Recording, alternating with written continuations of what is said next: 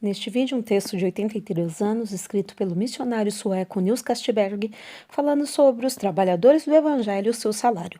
O texto foi publicado no jornal Mensageiro da Paz, na segunda quinzena de janeiro de 1938.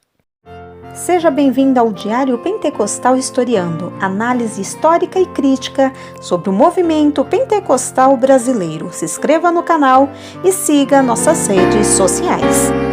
O povo que não conhece a sua história está condenado a repeti-la.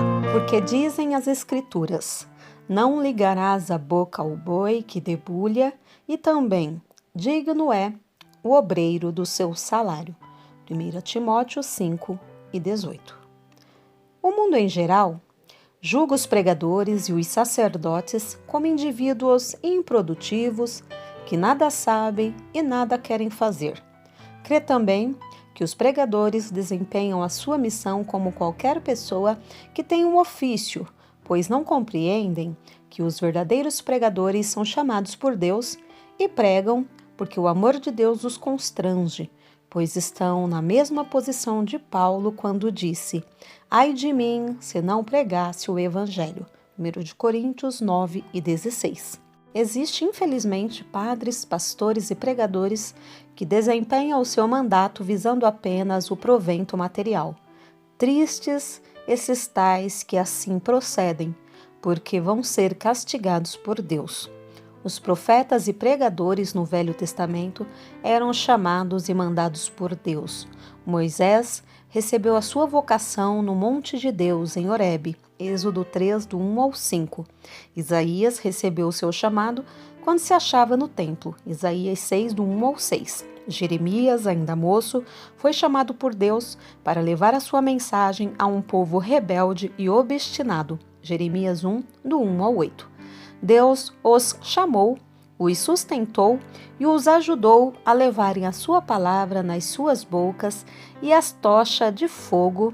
Deus os chamou, os sustentou e os ajudou a levarem a sua palavra nas suas bocas e a tocha de fogo do Espírito Santo em seus corações. Por isso fizeram maravilhas, envergonharam os ateus e passaram como relâmpago pelo mundo, acendendo fogo divino por toda parte.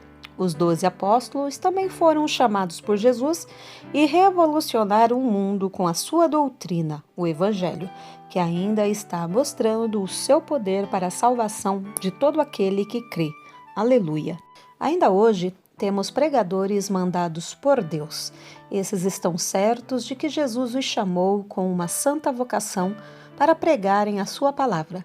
Eles não deixaram o seu trabalho material por serem ociosos, mas porque o Senhor os chamou.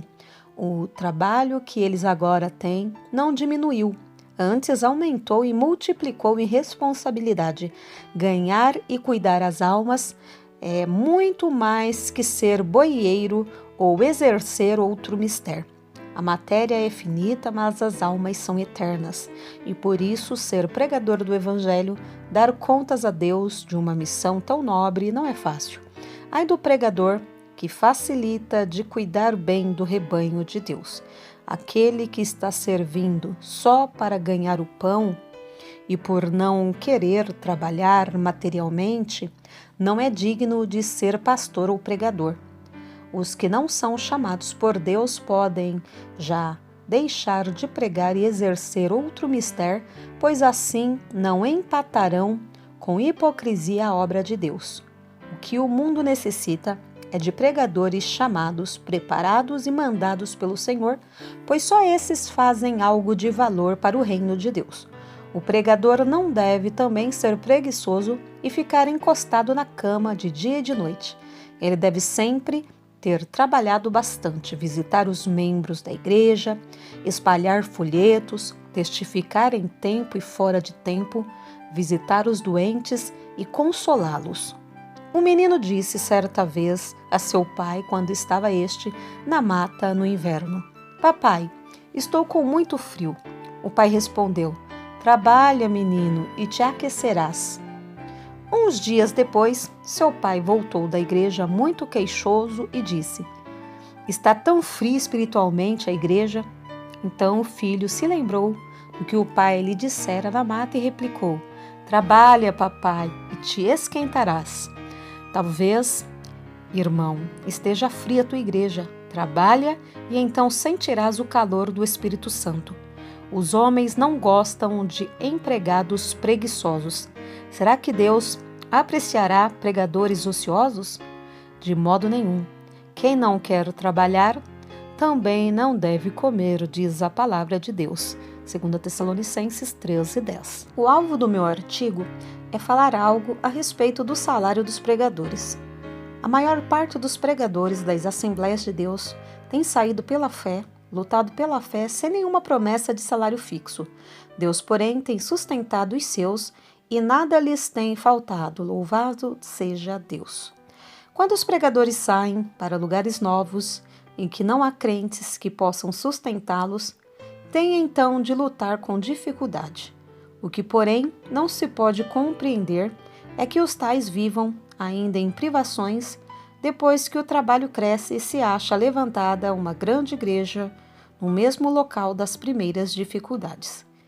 Isso assim acontece porque às vezes os crentes querem que os pastores continuem a viver com salários mesquinhos. Há pastores que dirigem grandes assembleias, mas andam mal trajados e passam necessidade porque os membros da igreja que não dão o seu dízimo são avarentos e não querem dar a Deus e ao pregador o que realmente lhes pertence. Já é tempo das Assembleias de Deus deixarem os sapatos de crianças, compreendendo que, quando a igreja cresce, o trabalho do pastor também cresce e então o salário deve também crescer. Escrevendo assim, me refiro à sorte dos nossos pregadores brasileiros. Não me move o interesse pessoal, porque os missionários recebem o seu sustento das igrejas de suas respectivas terras, que cuidam dos seus trabalhadores para que nada lhes falte. Estou certo de que, agora, é tempo de serem despertadas muitas assembleias neste ponto, para que os seus pregadores se possam apresentar perante o público, não vestidos luxuosamente, mas de um modo digno de servos de Deus e representantes das igrejas abençoadas por Deus.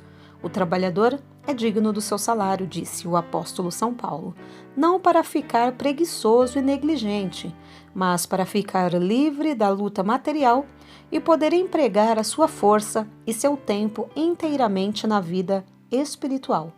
Com isso, não quero dizer que, se for preciso, o pregador não possa, em qualquer ocasião necessária, aceitar um serviço honesto para mostrar também ao mundo e à igreja que sabe fazer mais alguma coisa do que pregar. O dever, porém, da igreja é sustentar condignamente o seu pastor ou evangelista. Paulo deu ordem aos irmãos das igrejas que cuidassem bem dos seus companheiros de batalha e que suprissem bem as suas necessidades materiais. Não podemos e não precisamos marcar quanto será o salário de cada pregador, visto que as circunstâncias dos campos e possibilidades das igrejas são desiguais. Cada igreja deve saber tratar bem do seu pastor, enquanto este também estiver bem servindo aos interesses da causa divina. Agora, atentemos no que dizem alguns crentes. Vou ser pregador, porque agora as Assembleias de Deus vão dar bons salários aos seus pregadores. Meu amigo, se não tiveres vocação, fica no teu trabalho material, pois melhor é ser empregado, embora exercendo humilde mister, do que ser um pregador sem vocação, sem graça e sem chamado de Deus. Os pastores que tratam bem da igreja são em geral bem tratados pela igreja. Pode haver exceção, mas é raro. Se o pastor quer um bom salário e uma igreja que dê o dízimo, seja ele o primeiro a dar o dízimo. Há pastores que são os próprios culpados do seu mal-estar material, porque gastam o dízimo da igreja e não contribuem. Que vergonha! Há outros que falam em todos os cultos somente a respeito do dízimo e falam com tanta falta de sabedoria que os crentes se cansam, zangam e não dão o dízimo. Notai bem os levitas e os sacerdotes que receberam o dízimo, eles davam o dízimo. Hebreus 7:9. O dever do pregador é dar o dízimo em primeiro lugar. Depois, quando Deus assim dirigir, pregar sobre o dízimo. Só assim a sua pregação terá força e efeito, pois é uma pregação já praticada. Outro mal do pregador é se ele mesmo continua como tesoureiro da igreja, sem que esta saiba para onde vai o dinheiro.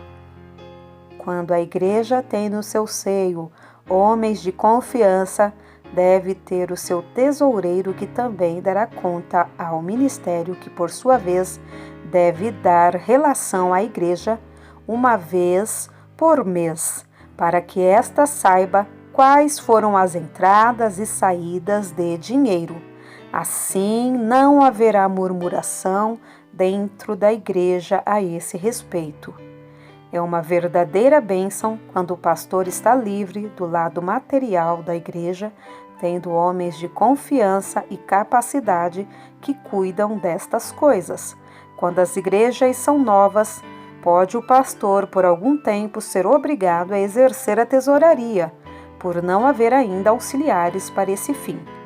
Deus ajude tanto os pastores como as igrejas a cumprirem o seu dever, e certo é que Ele quer ajudar para que todo o trabalho da igreja seja aperfeiçoado para bem-estar dos pastores e para a glória do nome do Senhor. Nils Castberg, segunda quinzena de janeiro de 1938.